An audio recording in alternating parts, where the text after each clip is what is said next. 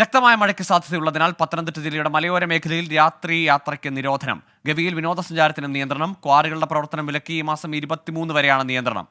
ഇടുക്കി തൊടുപുഴയിൽ കനത്ത മഴ തുടരുകയാണ്. 2 മണിക്കൂറായി മഴ തുടരുന്നു. ശ്രീജിത്ത് ശ്രീകുമാരൻ പത്തനംതിട്ടയിൽ നിന്ന്, രാഹുൽ വിജയൻ ഇടുക്കിയിൽ നിന്നും ചേരുന്നുണ്ട്. ആദ്യം ശ്രീജിത്തിലേക്കാണ്. ശ്രീജിത്ത്, എന്താണ് പത്തനംതിട്ടയിൽ വരും ദിവസങ്ങളിലൊക്കെ അതിശക്തമായ മഴയുടെ മുന്നറിയിപ്പുണ്ട്. ഇന്ന് ജില്ലയിലെ മഴയുടെ സാഹചര്യം എന്താണ്? എന്തൊക്കെയാണ് മുൻകരുതൽ നിർദ്ദേശങ്ങൾ? ഗോകുലിനറിയാം, മലയോര മേഖലകൾ കൂടിച്ചേർന്ന ഒരു പ്രദേശമാണ് മലയോര റാണി എന്ന് വിശേഷിപ്പിക്കപ്പെടുന്ന പത്തനംതിട്ട ജില്ല. സ്വാഭാവികമായി അതിൽ ഇന്ന് ഓറഞ്ച് അലർട്ടാണ് ഈ ജില്ലയിൽ പ്രഖ്യാപിച്ചിരിക്കുന്നത്. സ്വാഭാവികമായി ചിറ്റാറടക്കമുള്ള പെരുന്നാടടക്കമുള്ള മലയോര മേഖലകളിൽ ഇപ്പോഴും അതിശക്തമായ മഴ തുടരുന്നുണ്ട് എന്നാണ് ഏറ്റവും ഒടുവിൽ നമ്മൾക്ക് അവിടുന്ന് ലഭിക്കുന്ന വിവരം. ഇത് മാത്രമല്ല, നാളെ റെഡ് അലർട്ടാണ് ഈ ജില്ലയിൽ പ്രഖ്യാപിച്ചിരിക്കുന്നത്. സ്വാഭാവിക നടപടിക്രമം എന്നോണം ജില്ലാ കളക്ടർ ഇതിനകം തന്നെ മുന്നറിയിപ്പ് നൽകിയിട്ടുണ്ട്. 19 മുതൽ 23 വരെ വൈകുന്നേരം 7 മണി വരെ, രാത്രി 7 മണി മുതൽ പുലർച്ചെ 6 മണി വരെ ഗതാഗതത്തിന് നിയന്ത്രണമുണ്ട്.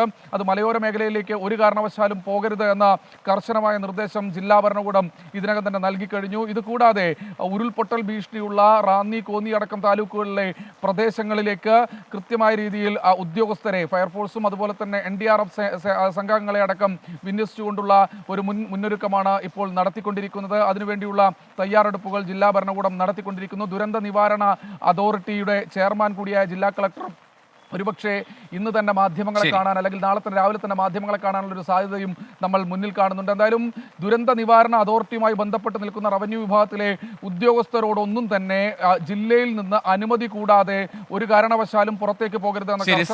പത്തനംതിട്ടയിൽ ജാഗ്രതാ നിർദ്ദേശമുണ്ട്. മഴ മുന്നറിയിപ്പിന്റെ പശ്ചാത്തലത്തിൽ ഇനി ഇടുക്കിയിലേക്കാണ് പോകുന്നത്. രാഹുൽ, ഇന്നലെ തന്നെ ഇടുക്കിയിൽ പലയിടത്തും മണ്ണിടിച്ചിട്ടുണ്ടായിരുന്നു. അതിശക്തമായ മഴ ലഭിക്കുന്നു ജില്ലയിലെന്നാണ് മനസ്സിലാക്കുന്നത്. ഇന്ന് പുതിയ മുന്നറിയിപ്പുകൾ എന്തൊക്കെയാണ്? മുൻകരുതൽ നിർദ്ദേശങ്ങൾ എങ്ങനെ? ഗൂഗിൾ, ഏറ്റവും പ്രധാനപ്പെട്ട കാര്യം, കഴിഞ്ഞ 2 മണിക്കൂറായി തൊടുപുഴയിലാണ് ഏറ്റവും കൂടുതൽ മഴ പെയ്യുന്നത് എന്നുള്ളതാണ് ഏറ്റവും പ്രധാനപ്പെട്ട കാര്യം. ശക്തമായ മഴ തുടരുകയാണ് ഇപ്പോഴും.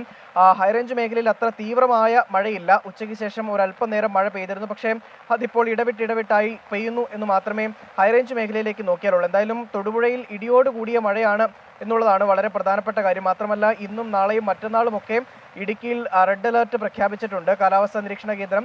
അതുകൊണ്ട് തന്നെ കൃത്യമായ ജാഗ്രതാ നിർദ്ദേശം ജില്ലാ ഭരണകൂടത്തിന്റെ ഭാഗത്ത് നിന്ന് വരേണ്ടതാണ്. നിലവിൽ അത്തരമൊരു ഔദ്യോഗിക അറിയിപ്പൊന്നും ഉണ്ടായിട്ടില്ല. മലയോര യാത്രകളൊക്കെ ജാഗ്രതയോടുകൂടി വേണമെന്നുള്ള നിർദ്ദേശം വരേണ്ടതാണ്. പക്ഷേ ഇതുവരെ അതുണ്ടായിട്ടില്ല. എങ്കിൽ കൂടിയും ആളുകൾ കൃത്യമായി ജാഗ്രത പാലിച്ചുകൊണ്ട് വേണം പോകാൻ എന്നുള്ള കാര്യം ഓർമ്മപ്പെടുത്തുകയാണ്. പല സ്ഥലങ്ങളിലും ഇന്നലെ മണ്ണിടിച്ചിൽ, ഗതാഗതം തടസ്സപ്പെടുന്ന അടക്കമുള്ള കാര്യങ്ങളുണ്ടായിരുന്നു. ഇന്നെന്തായാലും അത്തരം സംഭവങ്ങളൊന്നും റിപ്പോർട്ട് ചെയ്യപ്പെട്ടിട്ടില്ല. മഴ ഇപ്പോഴും തുടരുകയാണ് എന്നുള്ളതാണ് ഏറ്റവും പ്രധാനപ്പെട്ട കാര്യം.